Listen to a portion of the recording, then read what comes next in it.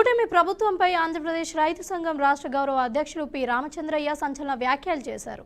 రైతులను విస్మరిస్తున్న ప్రభుత్వానికి గుణపాఠం చెప్పింది అని హెచ్చరించారు. ఇక రాష్ట్ర వ్యాప్తంగా రైతు పండించిన పత్తి పంటకు గిట్టుబాటు ధర లేక అనేక రకాలుగా ఇబ్బంది పడుతున్నారు అన్నారు. ఇక ప్రభుత్వం సీసీఐ ద్వారా పత్తి కొనుగోలును కేంద్రాలకు ఏర్పాటు చేసినప్పటికీ పత్తి రైతులకు ఎలాంటి ఉపయోగం లేదని చెప్పారు. ఇక పత్తి పంటలకు కింటకి 12,000 రూపాయల ప్రకారం కొనుగోలు చేస్తాము అని కేంద్ర మంత్రి ప్రభుత్వాలకు డిమాండ్ చేశారు. లేని పక్షంలో ఆంధ్రప్రదేశ్ రైతు సంఘం ఆధ్వర్యంలో పత్తి రైతులను కలిసి పెద్ద ఎత్తున సీసీఐ కార్యాలయంను ముట్టడిస్తామని హెచ్చరించారు.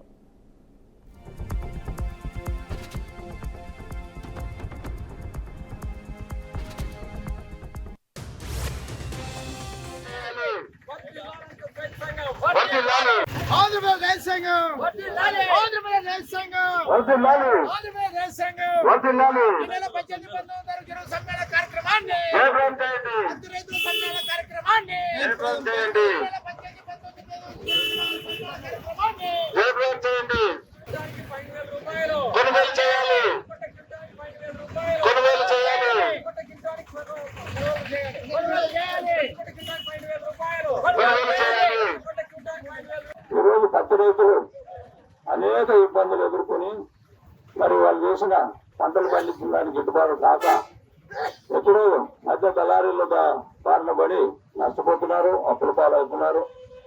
మరి మనం చూసినాం ఈరోజు దేశమే కాదు సమాజానికి కూడు గుడ్డ నీడ అవసరం. మరి కూడు ఎంత అవసరమో గుడ్డ కూడా అంత అవసరం. మరి దేశ ప్రజలందరూ కూడా గుడ్డనందించే పత్తి రైతులు రోజు వాళ్ళు ఆత్మహత్యలు చేస్తుంటే కేంద్ర రాష్ట్ర ప్రభుత్వాలు వాళ్ళు మరి రైతుల గురించి నసలు కన్నీరు గారుస్తూ వాళ్ళ విధానాలన్నీ కూడా దేశంలో ఉండే కోటీశ్వరులకి బడా పారిశ్రామికవేత్తలకి ఉపయోగపడే పద్ధతిలో నిర్ణయాలు చేస్తున్నారు. మరి ఇది చాలా దారుణం. ఇప్పటికి కూడా దేశంలో 160% మంది ప్రజలు వ్యవసాయం మీద ఆధారపడి జీవనం చేస్తున్నారు. అంతేకాదు మరి మనం చూస్తున్నాం గతంలోనే యూపీఏ ప్రభుత్వంలో ఈ దేశంలో ప్రజలు ముఖ్యంగా రైతుల ఆత్మహత్యలు నివారించాలనంటే దీన్ని ఏం చేయాలని చెప్పి స్వామినాథన్ కమిషన్ ఏర్పాటు చేయడం జరిగింది.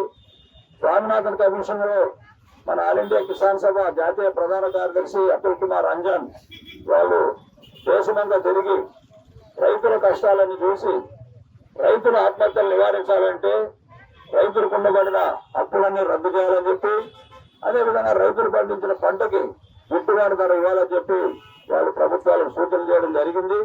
ఈరోజు పత్తి రైతులు